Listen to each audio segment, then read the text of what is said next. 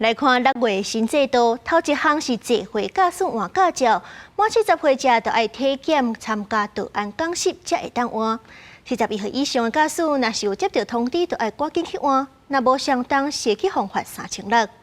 另外，這電錢的部分是6月初一開始就要照熱人的標準來收錢啊。一般的家庭平均是要加納400幾塊。最近全台灣攏正熱，就算踮佇咧厝內也翕甲擋袂牢，所以真儕人佇厝內會開冷氣，不過冷氣一直開，收到電單要納時陣會心痛。使用者付費嘛，你的住家環境可以讓你不用開，但是在城市裡我覺得很難。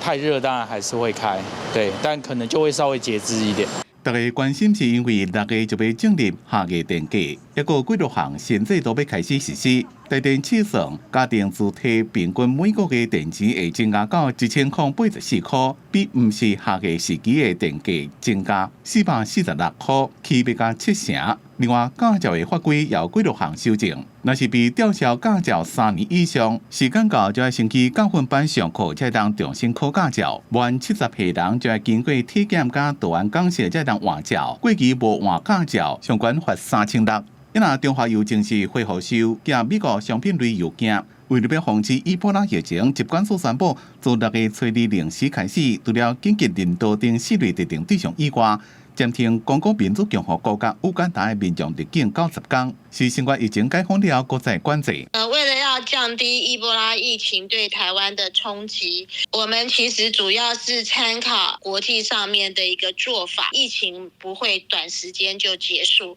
所以我們先用90天，那如果有需要延長的話，我們會再續延長。因為最近真濟所在攏創新冠溫的記錄，為了要防止勞工佇戶外作業時陣着山頂職業災害，勞動部自6月初1開始進行雙軌防護機制，除了啟動戶外冠軍專案檢查，也公布辦列危害界線追蹤查核，希望事業單位要確實提供烈日頭、降溫、淋水加休困的防護措施。記者綜合報道。